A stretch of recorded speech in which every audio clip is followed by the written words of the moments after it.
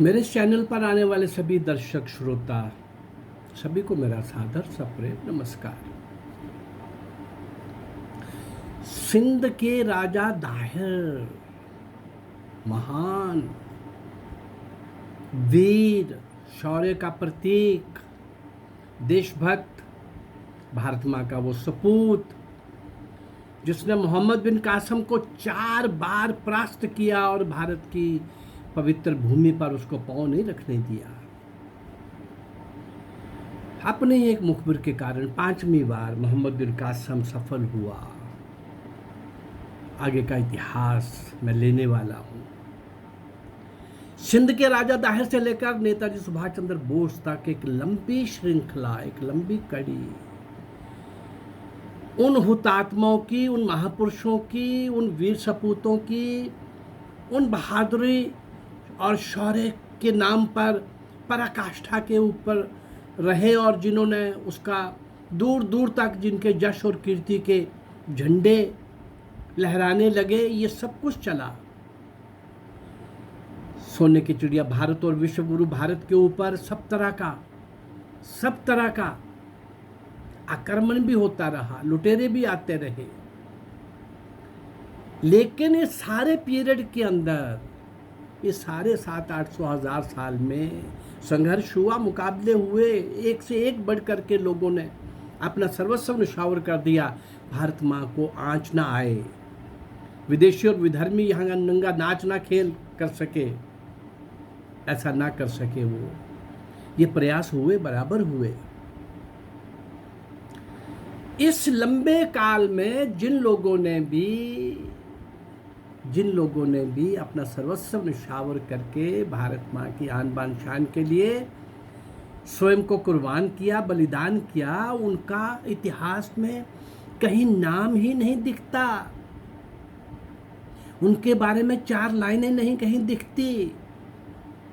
शिवाजी, महाराणा प्रताप, गुरु गोविंद सिंह, चंद्रशेखर, भगत सिंह, वीर सावरकर, राजगुरु सुखदेव, राम प्रसाद बिस्मिल, नेताजी सुभाष चंद्र बोस, ऐसे कुछ लोग, झांसी की रानी, ऐसे कुछ लोग। लेकिन झांसी की रानी के समय में भी और उसके बाद में भी ऐसी अनेक सैकड़ों नायिकाएं, हजारों नायिकाएं, महिलाएं जिन्होंने समय समय पर विदेशी और विधर्मियों के साथ लोहा लिया, अच्छी तरह से 2-2 हाथ किए, रण क्षेत्र के अंदर या तो लड़ते हुए चली गई और या उनके हाथ में आने से पहले अपने आप को खत्म कर लिया।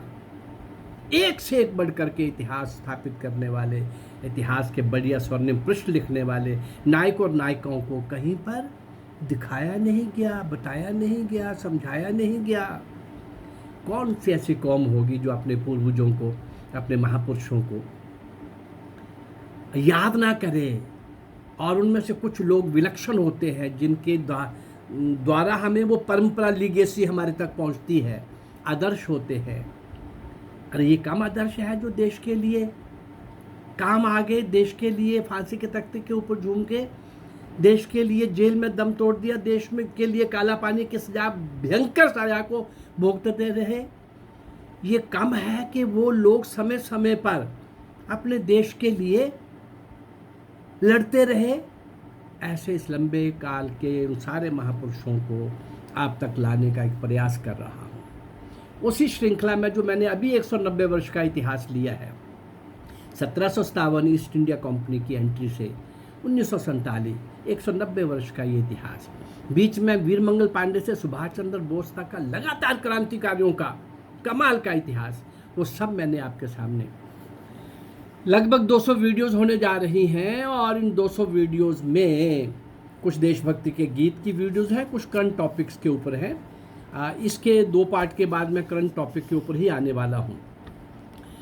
वो सारे वीडियोस के अंदर कुछ तो मेन मुख्य क्रांतिकारियों के पात्रों के नाम आ गए, लेकिन उनके साथ भी 5-5, 7-7 नाम ऐसे हैं जिन्होंने बहुत बड़े काम किए हैं, उनका भी मैं बीच-बीच में वर्णन कर रहा हूँ। सबका अलग एपिसोड नहीं मैं दे पा रहा, लेकिन उनका भी तो ऐसे मैं लगभग 250 250 क्रांतिकारी, अज्ञात अल्पज्ञात, वो मौन तपस्वी, वो नीम के पत्थर जिनको कोई नहीं जानता, वो मैं आपके सामने ला चुका हूँ एक 190 वर्ष के इतिहास में। और इस 190 वर्ष के इतिहास में, इसी श्रृंखला में, इसी काल के आज जो मैं आपके सामने ला रहा हूँ, अरे बाप रे, क्या नाम है और क्या काम है। मैं भी इनके बारे में कुछ नहीं जानता था। तो आइए चलते हैं, आज हम श्री चंपक रमन पिल्ले, श्री चंपक रमन पिल्ले, क्या करिश्मेटिक पर्सनैलिटी थी, क्या करिश्माई व्यक्तित्व था। आइए जरा इनके बारे में जाने, ये क्या कुछ कर सकते थे और किस तरफ चल पड़े, कौन सी राह इन्होंने अपना ली। आइए चलें जरा इनकी यात्रा की ओर ध्यान दें। बर्लिन में, जर्मन के कैपिटल बर्लिन में परामर्शदाता इंजीनियर, कंसल्टेंट इंजीनियर की चंपक रमन पिल्ले उन महान क्रांतिकारियों में से हैं जिनकी चर्चा, जिनका इतिहास, जिनका वर्णन इस तरह से मिलता है कि वो इतने अच्छी पोस्ट पर होने के बाद भी वो अंडमान सेल्युलर जेल में जो क्रांतिकारियों के साथ अत्याचार हो रहे थे, उसकी पीड़ा से पीड़ित थे, उनसे बहुत दूर थे, उनसे बहुत दूर थे। चल पड़े पनडुब्बी लेकर बर्लिन से अंडमान सेल्युलर जेल के अंदर क्रांतिकारियों को छुड़वाऊंगा, जेल को उड़ाऊंगा। पनडुब्बी लेकर चल पड़े, अकेले चल पड़े वहां से। सुख सुविधा का जीवन, उच्च पदवी का जीवन जीने वाला, छोटी आयु में बहुत बड़ा काम करने वाला, छोटी आयु में बहुत बड़ा काम करने वाला चंपक रमन पिल्ले चल पड़ता है पनडुब्बी लेकर। पता है क्या होगा? रास्ते में पनडुब्बी को नष्ट कर दिया गया अंग्रेजों के द्वारा। खुद समुद्र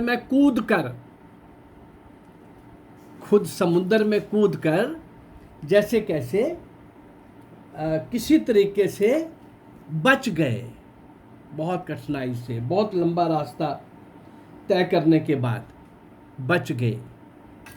परंतु सोचिए जरा, अकेले निकल पड़े पनडुब्बी लेकर। सेल्युलर जेल अंडमान में जो अत्याचार हो रहे हैं, भयंकर अत्याचार क्रांतिकारियों के ऊपर, मैं उन सबको छुड़ाऊंगा। मेरे साथ क्या होगा ये भी तो सोचा होगा। मैं खत्म हो सकता हूँ, पकड़ा जा सकता हूँ। और बीच में देखिए पनडुब्बी नष्ट भी हो गई। और उस नष्ट पनडुब्बी में से किस तरह से समुद्र में कूद करके कैसे वो किनारे पर पहुंचे होंगे। बीच में समुद्री जानवर भी हैं, वो सीधा निगल लेते हैं। लेकिन एक बार बच जाने के बाद तो ये नहीं सोचा कि चलो मैं एक बार बच गया हूं, अब मैं इस रास्ते को छोड़ दूं। ऐसा नहीं सोचा, निकल पड़े उस काम के लिए। एक्सक्यूज मी, एक मिनट।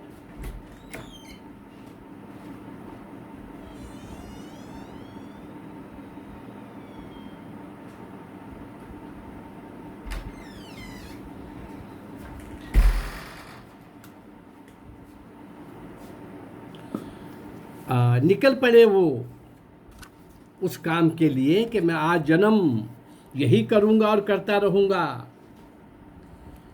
अब जूझते हुए खुद सुरक्षित तो निकल गए, इसके बाद सारा जीवन उन्होंने देश की स्वतंत्रता के प्रयासों में अर्पित कर दिया और विदेशों से स्वतंत्रता संग्राम का संचालन करते रहे। चंपकरमन पिल्ले। डॉक्टर चंपकरमन पिल्ले का जन्म 15 सितंबर 1891 को ट्रावनकोर उस समय राज्य था, आज वो केरल में है, उस राज्य के त्रिवेंद्रम नगर में, जिसको आजकल तिरुवनंतपुरम कहा जाता है, वहाँ इनका जन्म हुआ। 17 वर्ष की अल्प आयु में 17 वर्ष की अल्प आयु में ही चंपकरमन पिल्ले उच्च शिक्षा प्राप्त करने के लिए इन्होंने यूरोप जाने का मन बना लिया। इनको अवसर मिल गया यूरोप जाने का। वो सुअवसर प्राप्त करने के बाद देखिए जरा इनकी यात्रा कहाँ कहाँ कैसे कैसे होती है।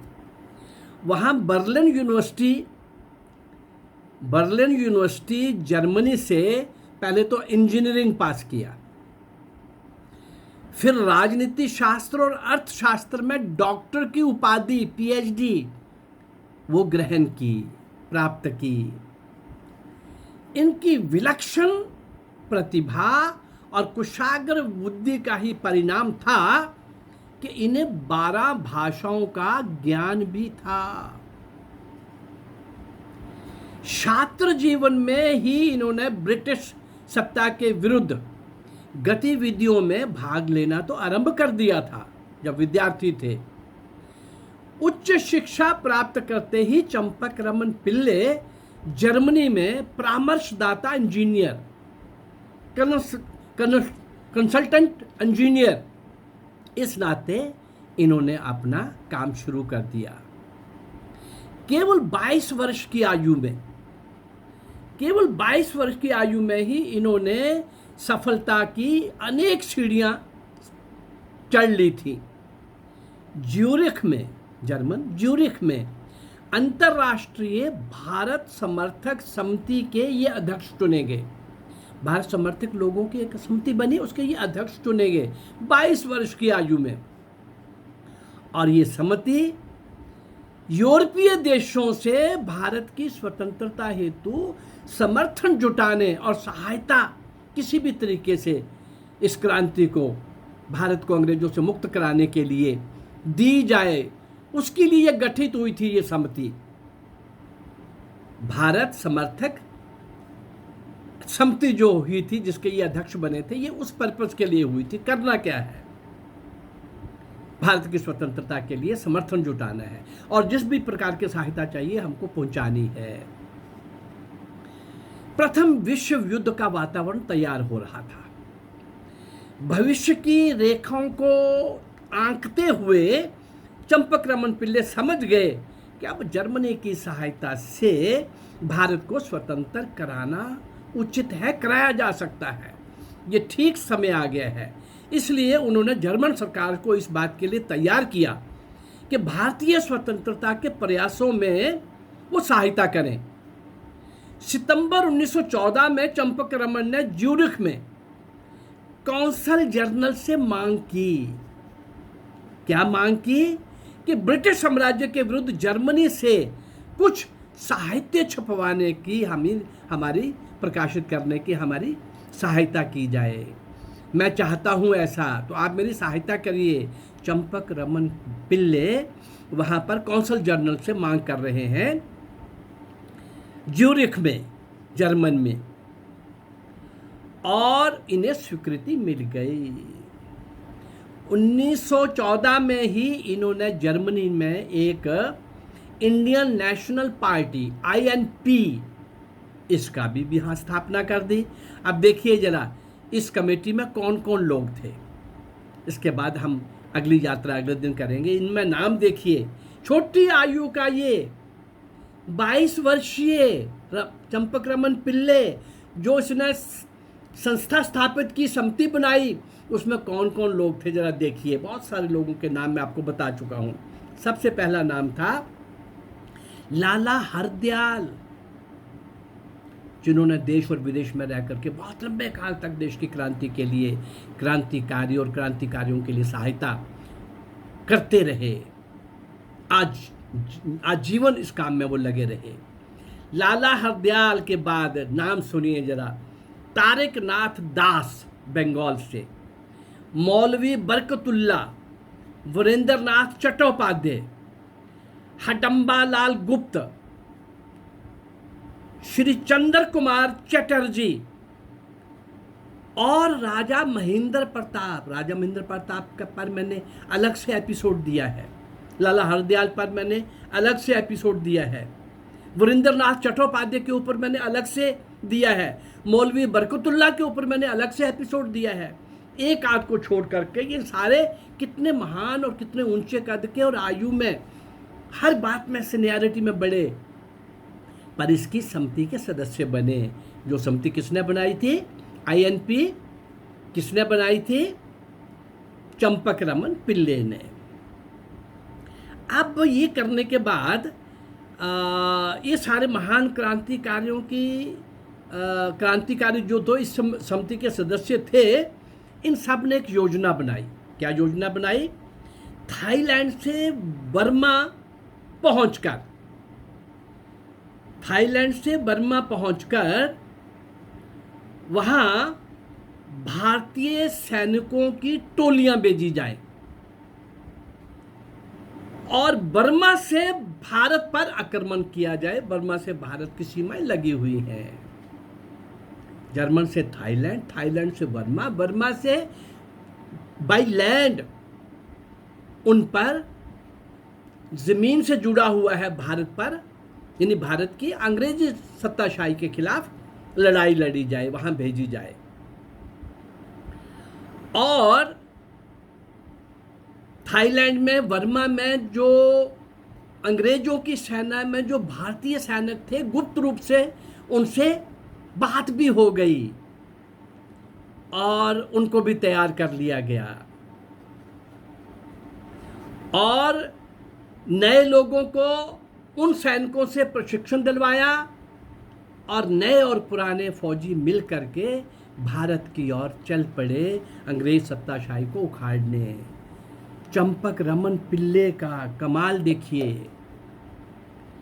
इसके बाद क्या होता है, कैसे होता है और क्या क्या चुनौतियां चंपक रमन पिल्ले के सामने आती हैं, इसका हम हिसाब किताब जरा कल करेंगे।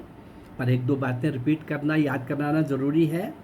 हमको कहा गया आज़ादी गांधी और नेहरू ने लेके दी, गांधी के चरखे ने लेके दी, अंग्रेज के द्वारा स्थापित की गई कांग्रेस ने लेके दी।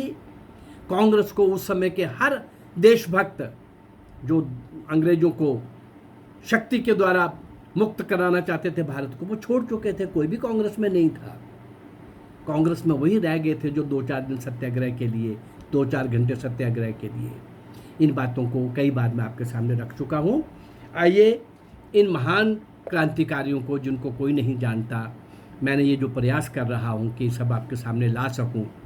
लगभग 1000-1200 सिंध के राजा दाहिर से लेकर सुभाष चंद्र बोस तक ऐसे 1000-1200 नायक और नायिकाओं को पूरी तरह से आपके सामने लाने का प्रयास करूँगा।